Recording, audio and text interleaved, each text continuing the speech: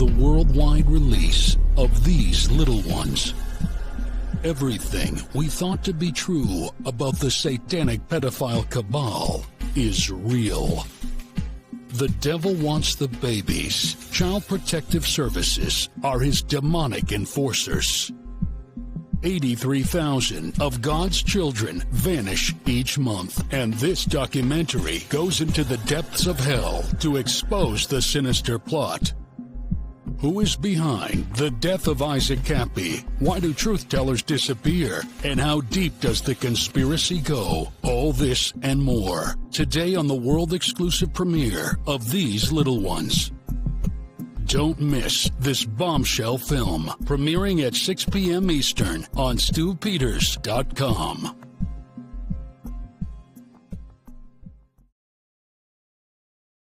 There are hundreds of children in Arizona who are missing right now from state custody. But who is out there looking for them?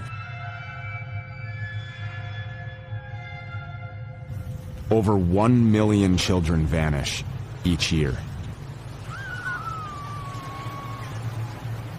The FBI has found dozens of missing children in Los Angeles. It's all part of what's being called Operation Lost Angels. 83,000 each month.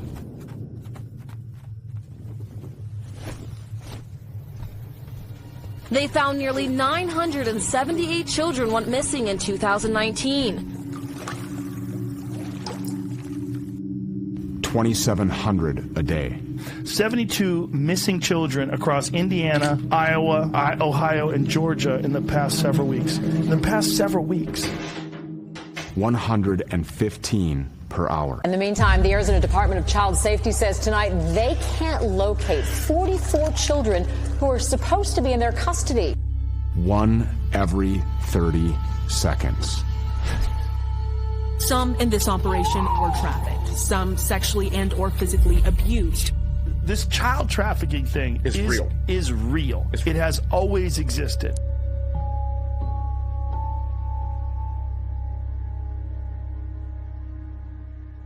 Well, my name is Nancy Schaefer, and I'm from the state of Georgia in the United States.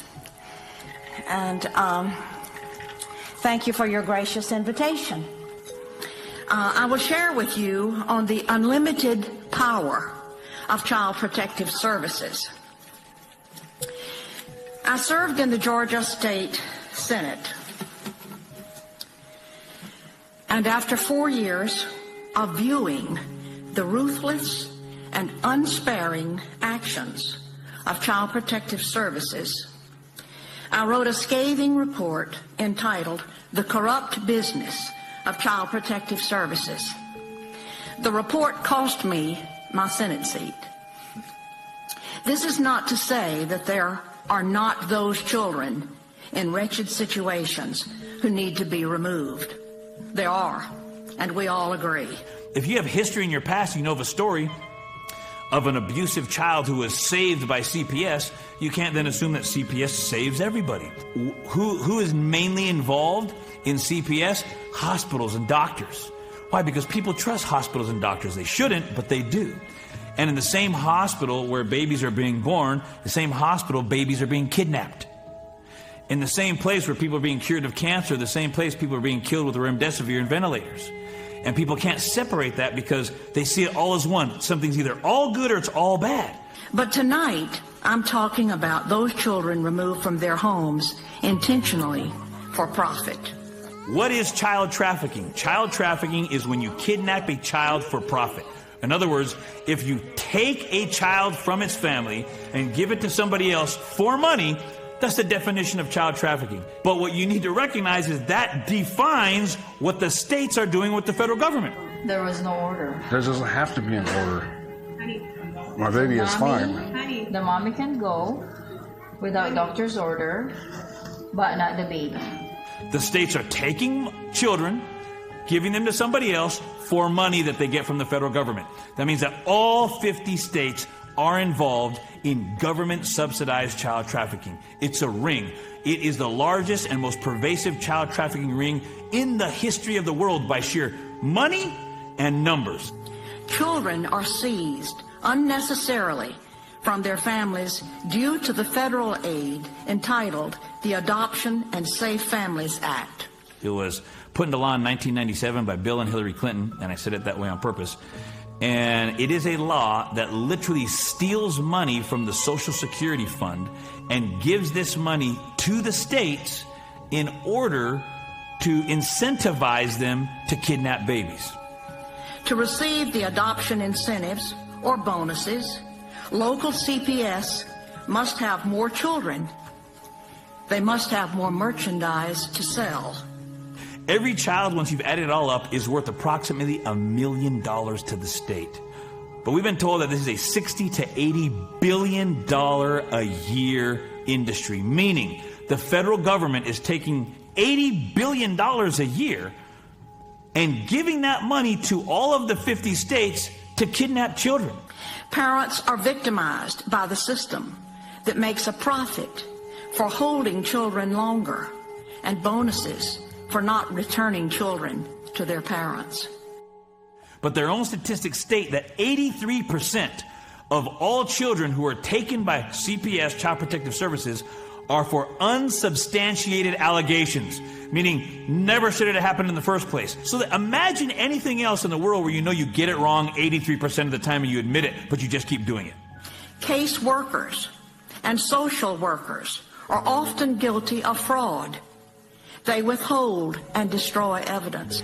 It doesn't make any logical sense as you study this all across the country, and it specifically doesn't make any sense in the case of my grandson, baby Cyrus.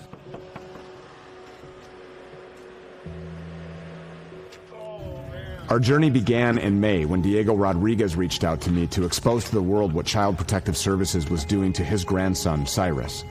At the time of this interview, the parents of baby Cyrus were gagged by Judge Lori Fortier under threat of imprisonment.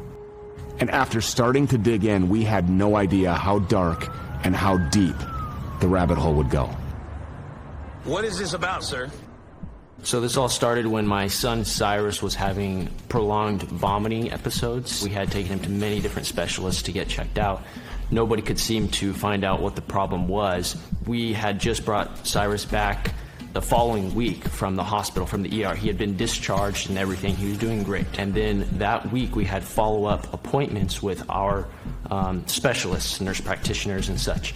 That morning, I woke up with a sore throat, and I was going to try to go to that weight check anyways, and my husband was like, you know what, just cancel, it's fine. And so she called in and she asked them if we could cancel the appointment, and she was just going to reschedule for that following Monday. They didn't answer the phone, so she just left them a voicemail. And apparently, 20 minutes after that, they had called CPS and reported us just for that. And I woke up from my nap, and there was a text message from a social worker. My dad told my husband that the law enforcement had showed up at his home looking for my son and looking for us. In the evening, my wife was feeling much better. We went and we had dinner with our friend that had already previously been scheduled. That moment we pulled out, my sister spotted an officer, and she said, oh, look, there's a cop right there. I think he's following us. And when I looked forward, there was a second officer that turned in front of us. And immediately when that happened, I knew, okay, this is not going to be good. The police officer said, hey, I just have a bolo out on your truck, and I need to detain you until Meridian Police come. We got a call from Meridian Police Department detectives, okay, and for whatever reason, they're looking for your truck. And then it was just more and more and more, and pretty soon there was probably 10 to 15 police cars around, 20 different officers or so, right? The detectives came up and they told us, hey, we have a CPS referral for you guys. It looks like you guys missed your appointment this morning. Hey, Levi, do me a favor, step out of the car. No, I want you to step out of the car. Is that my right? Not right now, son. Get out of the damn car. Get out of the car. I'm not gonna screw around with you, okay? Get out of the car right now. Get back now, or you're gonna go to jail. Detain for what? We're not gonna screw with you. You understand? Come out too. What crime did I commit? No, felony injury to child. Get out of the car. Hey, you can't abuse me. I'm getting out. I'm getting out. Let me get out. For what reason? For a felony injury to a child.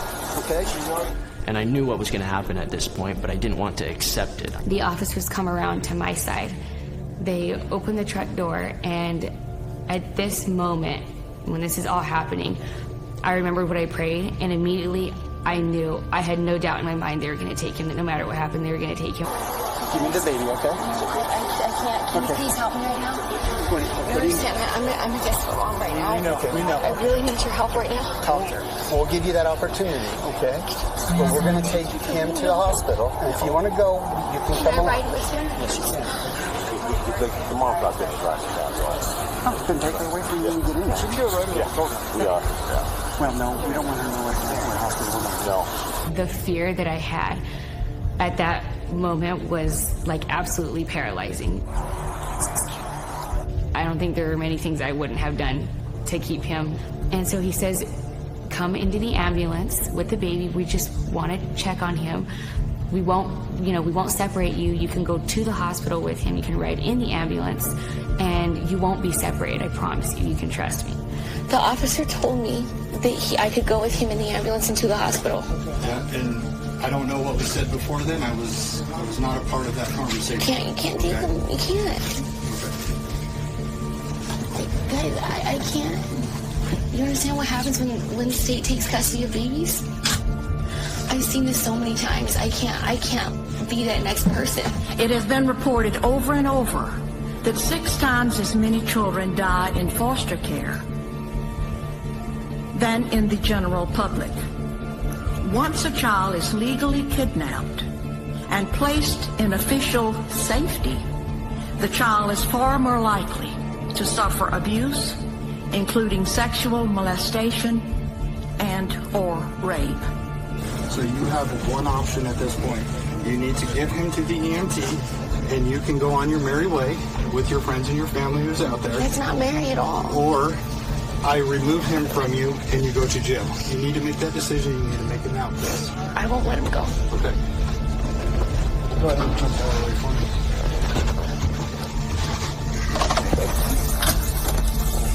Okay, please let him go so he does not get hurt, okay? Come here, little buddy. Okay.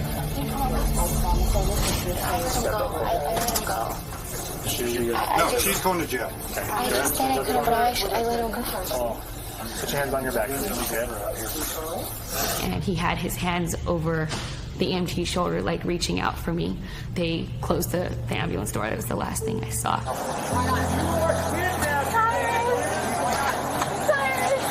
No, go in the car. Cyrus. In the car. It's all right. It's okay. Cyrus. It's okay. In the car. No, I want to say bye. You're going to make it worse. You're going to make it worse. Say goodbye.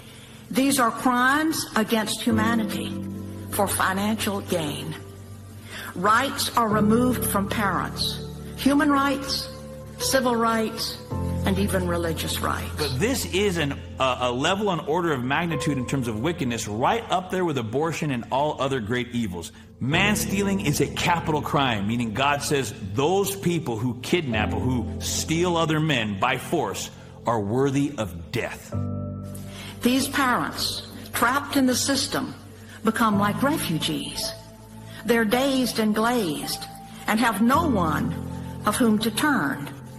They do not know what to do, and the loss of their children is devastating. In the middle of us being good parents, desperately trying to take care of him, now the government's just going to step in and say, okay, you're criminals, and we're taking your child from you. After having worked in this arena for several years, I do not believe that a single child comes out whole after having been in this system. And it is a growing criminal political phenomenon spreading around the globe. This is a spiritual battle. This is not new. This goes back thousands of years. I would say this literally goes back to the very beginning.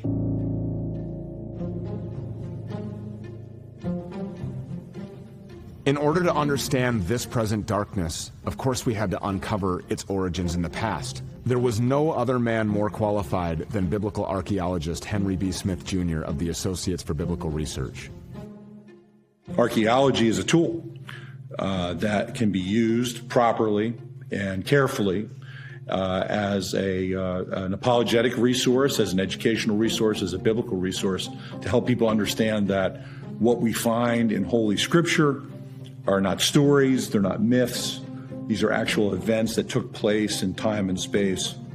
And the sovereign God who reveals himself in Scripture has preserved these things in Scripture for us to understand human history, to understand our need for salvation, that we have a sin problem, a very wretched and deep one, that needs a redeemer. Jesus warns his hearers, and he uses this very powerful picture of putting a millstone around the neck of someone being tossed into the sea. It would be better for them to be thrown into the sea with a millstone tied around their neck than to cause one of these little ones to stumble. So watch yourselves. Unfortunately, in history and even in the modern day, that children are attacked, abused, and in many cases even kidnapped and murdered.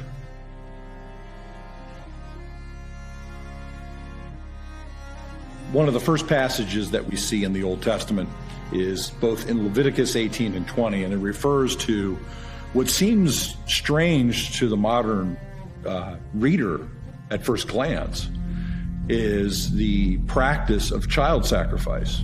Particularly, we have mentioned in these passages where God is giving absolute commands to the Israelites not to participate in the sacrifice of their children, to give them over to Molech. What we see in these warnings in the Old Testament that God is warning the Israelites are not just mere inventions. The Israelites are not just making up these gods, but they actually exist. All of it, though, involves the giving over of small children, usually very small from what we understand from the archaeological evidence, to these gods. In the book of Jeremiah, we see a mention of it that it looked like it was taking place in the valley of Hinnom, right outside the city walls of Jerusalem. What's interesting about that is eventually that place gained the name Gehenna, which Jesus uses the motif for hell. Now, when we think about the practice of child sacrifice in antiquity, people in the West often think of this as some barbaric practice of the world in the past. People kind of like want to close their eyes to the parallels that we have with the practice of abortion. The only distinction from a human standpoint that we're talking about is that the child is not born yet versus a child that's born. 63,459,781 total abortions since 1973.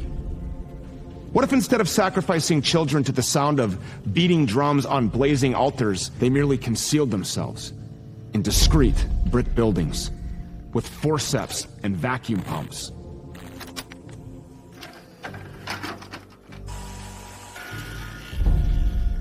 In 1984, one of the most disturbing and underreported cases of child sacrifice was discovered in a Los Angeles shipyard.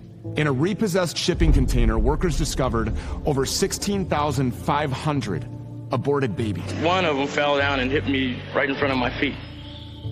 And it was opened up, and there it was. It was a mutilated body. And the more closer I looked at it, it was a human body. And when I came to work the following day, I saw it myself. I couldn't believe it. And just little bitty babies, just all torn pieces. Their heads chopped off, arms, legs. And as bizarre and demented as that sounds, in December of 2020, Indiana authorities discovered a total of 2,411 medically preserved fetal remains in the possession of Dr. Ulrich Klopfer. There seems to be no logical explanation for such a volume of deceased babies, until you learn that each one can yield thousands of dollars when sold to various institutions. Planned Parenthood is accused of some disturbing crimes today. Anti-abortion activists released an undercover video filmed last year. It claims to show a senior official discussing how the organization sells aborted baby parts. The value of the fetal brains alone in that container was $35 million. Yes, $35 million. The official narrative is that they were preserved due to an inability to properly dispose of them at the time of abortion. A far more reasonable conclusion is that they were moving product. In the past, sacrifices to Moloch might yield better crops or victory in battle. This evil has evolved into a capitalist enterprise where the blood of these little ones translates into millions in profit. Perhaps the particulars have changed over time, but the spirit is still the same, and it has a thread throughout history. We're going to sacrifice this child so we can get what we want in return. So the question is Moloch being paid today? Our archaeological research shows definitively that this practice took place for over centuries. So why in the world would we think that it wouldn't persist today?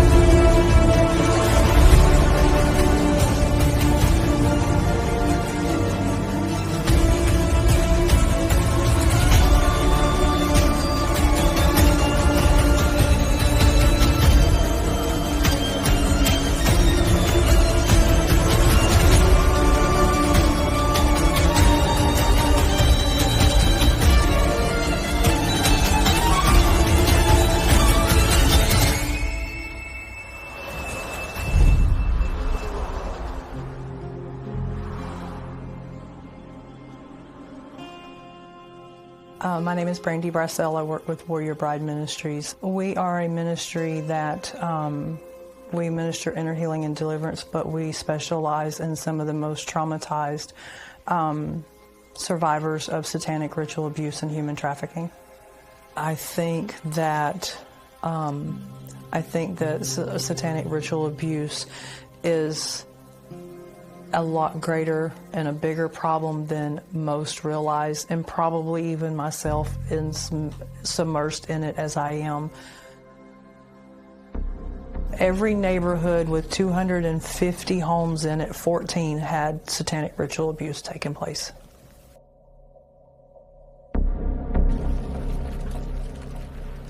We had a client come in that his grandmother had brought him in. He was, from what I understand, fairly high up in ranking in a satanic, I guess, congregation or coven. And he talked about killings and murders and rituals that he had experienced.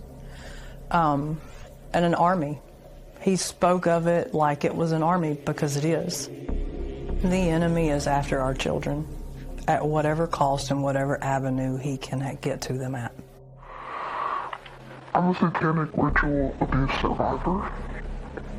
The Christian church says all the time that they fight an enemy, but I don't think they're aware of how organized and strategic the enemy that they're fighting is. That there is an intentional plan to break their children. An entire war for their offspring. The things I've heard from our survivors are the very things that you read about in Deuteronomy, with the children being passed through the fire to Moloch. It's not something new. It's been happening. It's for ages. And people want to stick their head in the sand and act like it's not happening, or this is not true, or it's made up, or it's a conspiracy. I've met too many people with the same story from different places all over the world. We've got clients in New Zealand and in Canada that tell a very similar story, and there's no way that they could have made that up. They're too similar in circumstances. The rituals are the same. The torture and the trauma is the same. We started investigating these secret satanic cults when a British Member of Parliament linked them with the ritual murder of children. In this day and age, it sounded too far-fetched, as did suggestions that the same thing might be happening in Australia. But then we met Teresa, Teresa is now 15, but at the age of 2, she was left in the care of this woman, the grandma she called Nan. And that, she says, is when her torment started. During these ceremonies, was Satan, the devil, ever referred to? He was called Lucifer.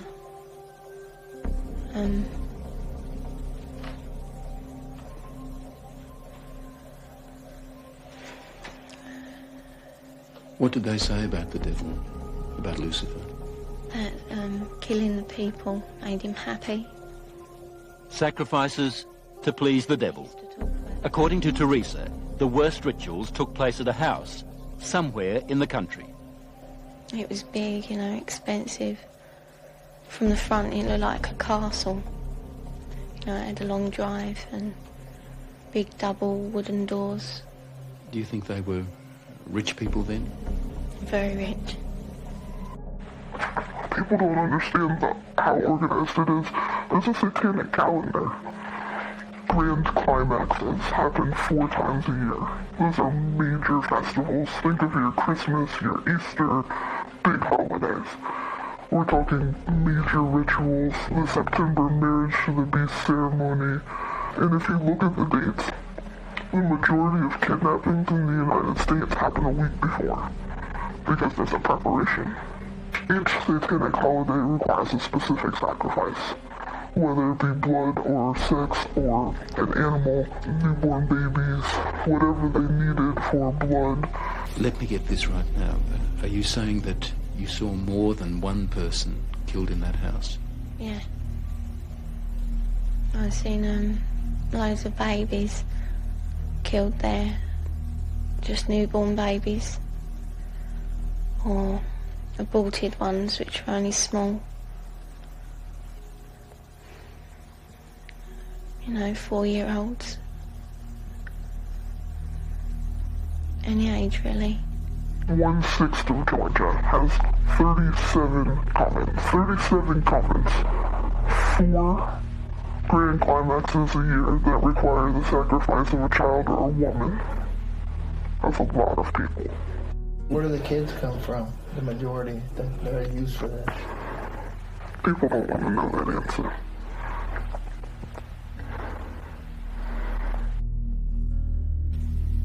If you're finding this hard to believe, so did I at first. If there is an expert on satanic cults, it would have to be him. Do you believe Teresa's story? I believe Teresa's story. It's exactly the same story as I've heard from men who says they've done it. You've dealt with other cases like hers? Yes. 21 cases like hers, he says, in the past 2 years alone. Themes like they were put in boxes with spiders and worms, where they were trapped in fear, where there was a high use of excrement and urine, where there was talk of human sacrifice. Take just one of those rituals, putting children in boxes with spiders and worms. Now, listen to what Teresa told her mother. And they had a coffin-like box that children were put in with spiders and snakes, and the lid shut and left in there. Did you ever encounter a adrenochrome ritual? Growing up, yes. What was that like? It was the brutal torture of children within an inch of their life. This is the artwork displayed in the home of Tony Podesta, a DNC super lobbyist.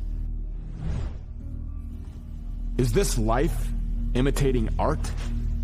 Or is this art imitating life? And the bigger question, who are the faces in these paintings? And where do they come from? And what if your neighborhood pizza parlor had an art showing like this? It makes you wonder, are we the crazy ones?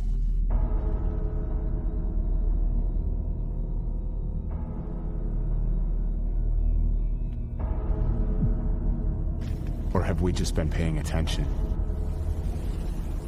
The story of Teresa is a story almost too horrible to recount. A case of child abuse that goes well beyond the kind of things we normally associate with the abuse of children. In 27 years of reporting, It has to be one of the most painful stories I have ever had to tell. You mean you had a child? Yeah. How old were you when you had that child? 11. Motherhood at the age of 11.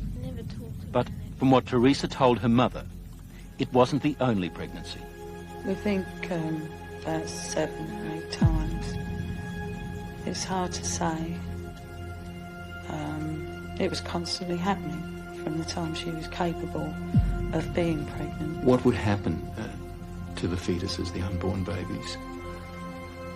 They used to be taken away most of the time, and one time baby was taken out of me and then killed in front of me because it was still alive. And then what would happen? Well, after they killed it, they would eat it. This is a very common occurrence to encounter survivors that have lost children. And as children, they've lost children. I think as young as 11 years old is what I've heard and encountered of babies having babies and watching them be sacrificed. Multi-generational ritual abuse survivors. We're talking about if I were to have a child who had a child who had a child that's undocumented in these rings. So they breed kids for the specific purpose of using them for sacrifice? Breeders.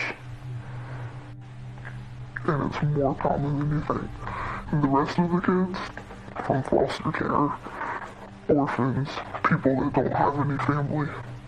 We have had several clients come that were trafficked and transported through Child Protective Services and foster care system. Federal or state organizations, they want to deny that it exists or deny the problem because a lot of our children are passing through their hands. They are absolutely a part of the problem. There are hundreds of children in Arizona who are missing right now from state custody. State lawmakers are now questioning how 70 foster kids can go missing. In the meantime, the Arizona Department of Child Safety says tonight they can't locate 44 children who are supposed to be in their custody. Investigators believe the 4 children may have been taken from their foster home. They recovered 25 missing and endangered children over the last month. 1 in 4 was part of what they believe an alleged human trafficking situation. In Orange County last year, they had a bust for these traffickers. 65% of those victims were wards of Child Protective Services. Not only were they wards of Child Protective Services, but check this out, they were never reported missing. Oh, wow. Oh, wow. So maybe they were literally sold by well, people within Child Protective Services. This trafficking is a lot bigger and a lot more involved politically than we care to look at or the media won't cover. Everybody's afraid because there's some real big heavy hitters that are very influential that are involved. I totally believe that the majority of the government is either involved, covering it up, or has intentionally put blinders up so that they don't have to deal with it. 4 years ago, Brian Kemp's wife told you that the state of Georgia lost 3,600 kids to trafficking. Where'd they go? If each coven, all 37 of them, need to sacrifice 4 times a year minimal, that accounts for a good chunk of them, doesn't it? What is it that they do not want uncovered that is leading to this body count? Who's involved?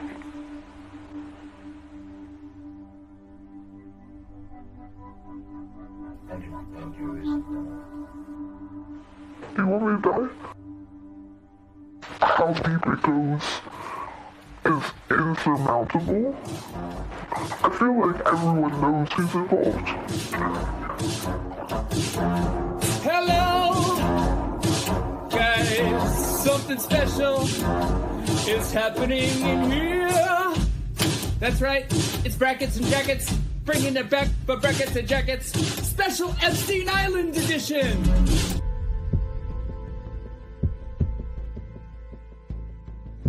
My name's Corey Daniel. Online, I go by The Phoenix Enigma. Check out Phoenix Enigma YouTube recent video on Depp and Hollywood. Okay.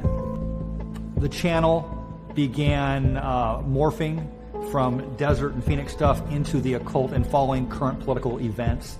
And I began de-occulting, or deconstructing these public rituals that take place in public settings. You know, back in the day, witches and people who worked higher ritual ceremonial magic would do them in basements. They'd do them in, mansions or castles or groves in the forest. Now, the entire world has been pulled into these rituals, and they're now executed in public. And everyone's a part of it, whether they realize it or not. This all began, I guess publicly, it all began on July 22nd at 1:33 in the afternoon at the San Diego Comic-Con. Okay, what's up? I'm back. I said some crazy shit on Twitter. That is true. Not something I wanted to say, but I'm tired of people lying. I've watched these people just lie and lie and lie and lie and lie and lie and lie and lie and lie and lie and lie and lie, and they will never ever tell the truth. So I'm here to tell the truth. Apparently, according to Isaac, Seth and Claire invited him over for dinner, talked to him about chicken, showed him a room upstairs with a crib and baby stuff in it, and Seth opened up like a bookshelf, like a secret room, like a real secret room, and in there was like chains and beds and stuff. And he says, "This is where we keep the children." So he told that story on July 22nd at 1:33 in the afternoon. That's when he hit it go on his Instagram. Seth Green, sorry, my man. So sorry. I never wanted to do this, but you're a pedophile. I never met Isaac Happy. I never knew Isaac Happy. I knew of him, but not by name. I knew there was a guy with crazy hair on the internet that had been talking about pedos. He mentioned by name Seth Green. He mentioned Tom Hanks. He mentioned Spielberg and, dozens of other ones. Google paid Macaulay like a lot of money to do those pizza ads. Google knows. I had a whistleblower that said Eric Schmidt was a pedophile. So Google knows. He was spearheading an underground social media movement called Unseal Epstein. Epstein, that implicates Israel for one. Was Epstein Island a Mossad honey trap? I have a lot of whistleblowers who are a little bit like, nah, but I'd like to tell you personally, but nah, not for me. We're getting closer and closer and closer. I got a line about a story that's going to be hitting about some pedophiles, famous ones. They still support Hillary Clinton. It's child trafficking, pedophile, cannibal, satanic pedophile, rapist, child trafficker. You want to know how the story ends? He was sourcing information from social media, aggregating it, and giving it to his handler, someone who I verified actually existed and was moving the information to D.C. He had a D.C. contact. That's what he was doing. He was big. He believed he figured out what Epstein was doing and who Epstein was and how far it went. He wound up being on Lift the Veil channel. It's got to go. Like, we should not have a world order where children are just raped and even murdered. It's disgusting. It's disgusting and sick. And it creates a lot of broken people, and I don't like that. They've been covering this stuff up longer than you and I have been alive. Yeah. This is not anything new. Goes back to Babylon, doesn't it? He was on Alex Jones. So many whistleblowers are coming to me with amazing information. It's explosive stuff. I've had people that have actually seen the blackmail material for a lot of really big people that you know their names worldwide. The Epstein thing, that was a giant honeypot operation, and that's one of the things I've been stressing to the people that have been watching me. And by the way, a lot of people that have been watching me on my Periscope streams, they're new to this. My name is Alicia. I was introduced to Isaac through a friend of mine. She kept telling me, you gotta watch this guy Isaac. He's talking about things that you know about. You should listen to Isaac. Isaac was very loving. He loved his audience. He brought everybody in with group hugs. He was immediately likable. And way too low. A hug, yes, let's do it. Hugs. What up, Family Lamborghinis? Here we are. What's up, everybody? What's up, Family Lamborghinis? But he talked about really heavy things, and I learned a lot. Did anyone read that article I sent out on the Telegram group? Ooh, man, I posted something on the Telegram. Oh, jeez. Made me sick to my stomach. About someone I used to know. I would talk every now and then in the live chats, just a little bit.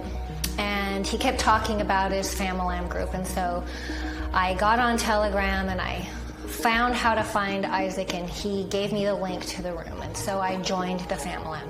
I would talk to them, and we would kind of have little conversations. And Isaac would come in and out of those groups, and he was always bouncing around from the different rooms. And that's how Isaac and I started talking, was in the room publicly. And then I messaged him once in a while in his private DM, and we would talk a little bit.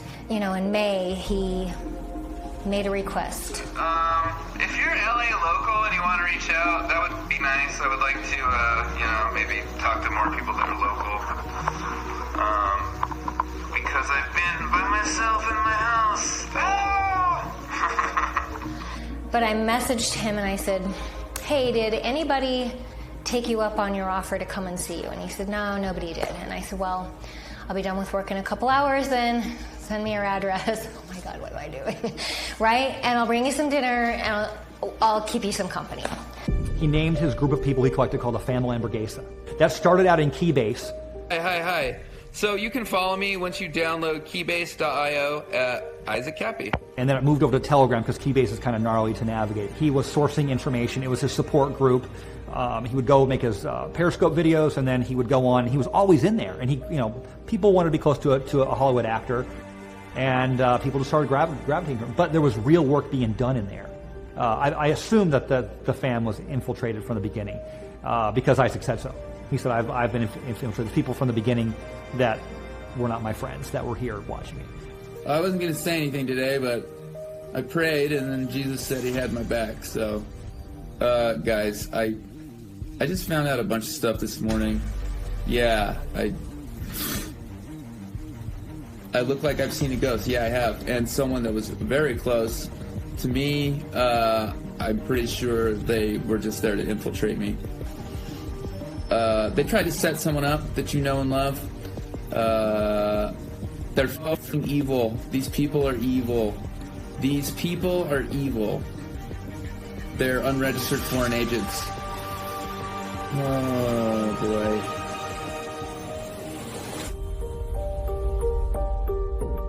When Isaac opened the door, I had my hands full of groceries, and he hugged me from the porch, and we walked in, and I put my things down. I said, now let's have a proper hug. And he hugged me so hard. Sorry.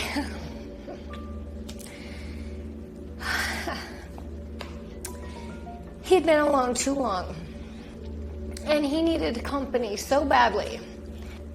I made him dinner, we sat down at the bar, and he held my hand, and we prayed over our food, and he thanked God for his food, and he thanked God for my kindness to be there. But he was nervous, and he paced around his dining room. He walked down the hall, and he'd come back a little bit, and he was nervous. He was still pacing, and I wasn't sure what else to do to help him feel relaxed. And I'm a retired massage therapist, and I said, hey, sit in your chair right here, and why don't you let me rub your shoulders and your neck for you. See if I can help you relax a little bit. You look really tired. And I had felt when I was running my fingers through his hair, there was a knot this size on the low back end of his head. And it was raised off his head a good 1.5 inches. It was a huge knot. I made note of it, and I didn't touch his neck anymore. And I rubbed his shoulders, and we talked. I felt him relax. And he said, I think maybe I can get a few hours sleep. I finally feel okay. So we said goodbye, and I said, why don't I come back in a couple days and we'll have another visit. I don't want to see you be alone right now. And he said, I would really like that. Please come back. So we made plans for me to come and see him again on Saturday. And I left. And then on Friday was that video. Gonna miss the brackets and jackets? Yeah, well, the bracket tolls for the... I'm not suicidal. I'm not suicidal. Yeah, it's really bad, Minor. It's really fucking bad. It's really bad. Is this my last broadcast? Yeah, it probably will be. It probably will be. It probably will be. And I feel I saw all the love outpouring towards me in the messages. And it's made me feel really badly. Is Q going to bracket my initials? Probably, yeah. Probably. When your name goes in brackets, it means you're dead. So, and he didn't want to say much more about that. Instead, he talked a little bit about things that were going on inside of him, and things he was thinking about, and things that were happening to him, and people were so concerned about him. We were all concerned, chatting amongst ourselves in the fam-a-lam. Is he suicidal? What's going on? Something's wrong. So when I went back on Saturday, I said, hey, look, I want to talk about your video with you because I'm worried about you, and the whole fam-a-lam is really worried about you. And he said, I'm not suicidal. I'm really not. I promise you I'm not. But something bad is coming for me. And it would be easier for me to commit suicide than what they're going to do to me. I said, do you know what that is? He said, they're going to tear me limb from limb. And I said, how can we make you safe? He said, there's no way to make me safe. Nothing is going to make me safe from this. He says, I have been totally lied to. Everyone around me that I thought I was doing the right thing with,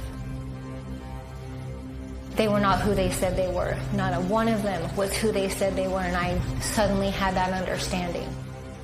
And that's when I knew I was in trouble.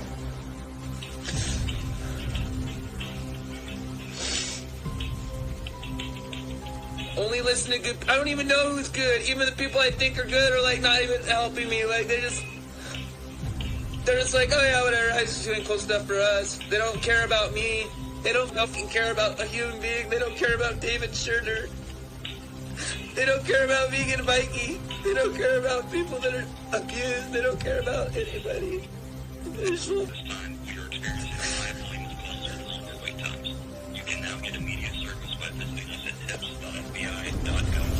That day, I never saw a human suffer so much. He was terrified. And at one point he lay down on his bed and he said, I don't want to be inappropriate, but I'm really scared and I really need someone to hold me. Would you mind? So I crawled up next to him and wrapped myself around him and hugged him really tight and touched his face and touched his hair, and he'd just start to calm down and then he'd get up and run again. Out in Apple Valley where he lived, it was reasonable for there to be sudden weather changes. And we were out on the back. He was smoking and these clouds rolled in and it got dark nearly immediately. And he said, there's a storm coming to me. I said, yeah, why don't we come inside? It looks like it's going to rain. And so we came inside and he said, let's go get tacos. And as we made this left up the street, there were some old buildings and there was nothing going on. My radio wasn't on. It was quiet in the car because we were talking. And all of a sudden, there was this sound of music in my bones, in my head, in my body. And we both jumped.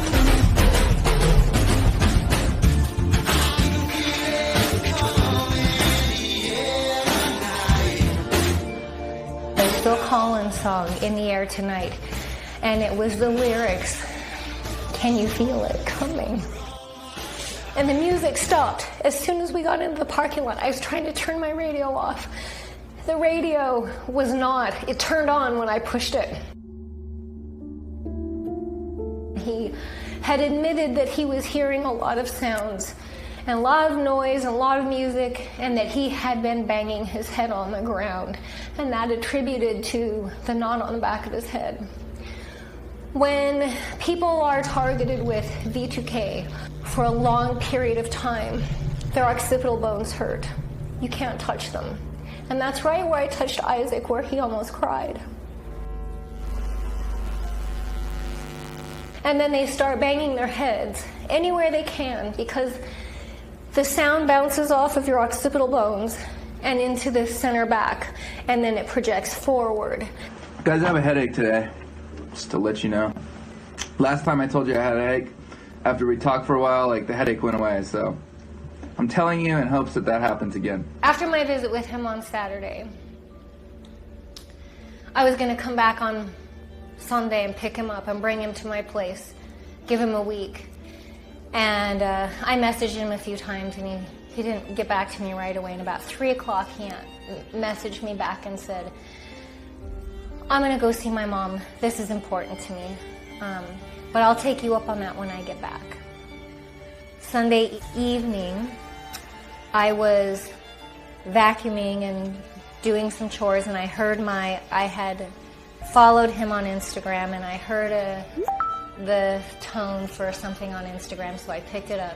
It was Isaac, and he was doing a little live, and you could see the sun setting behind him,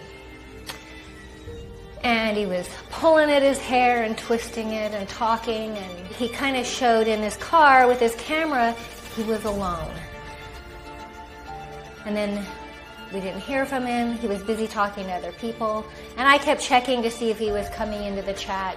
Nothing and nothing. And we started asking, "Anyone hear from Isaac? Anyone hear from Isaac? Anyone hear from Isaac?" We didn't hear anything on Monday. Nobody heard anything on Monday.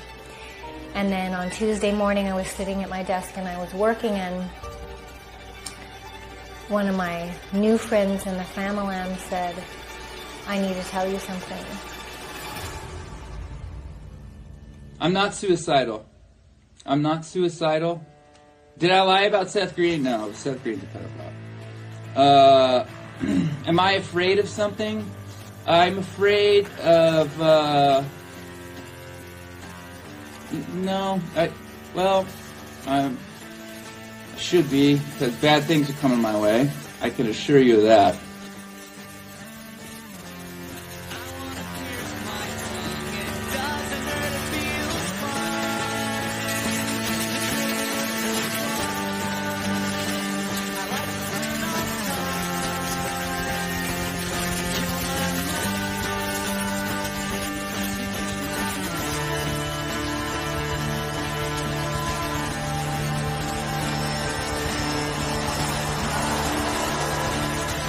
Isaac Cappy out of New Mexico.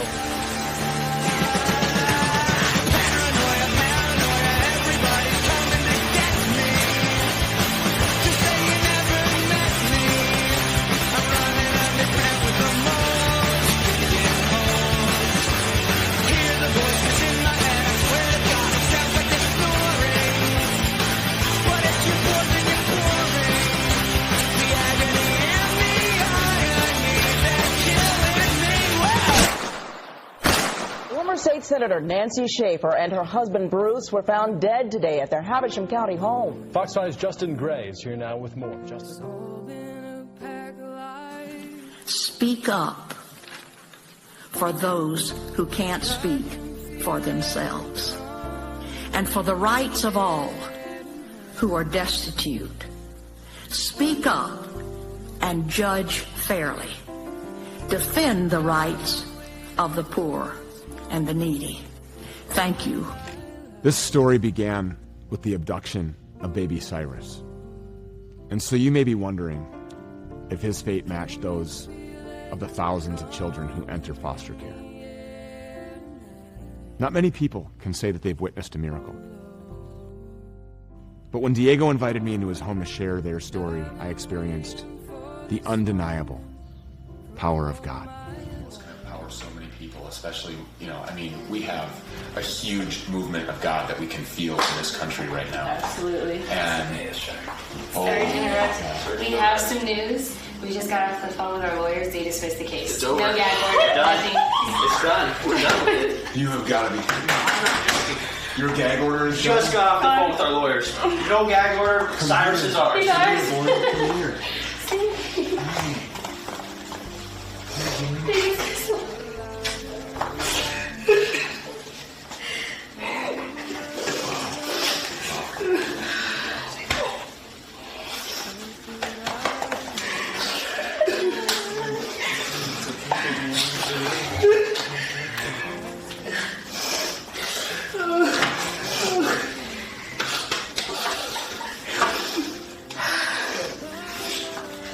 I'm gonna go now, and maybe I'll come back.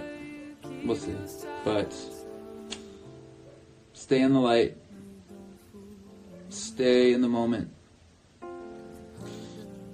Maybe I'll be back later. I love you. Take care, okay?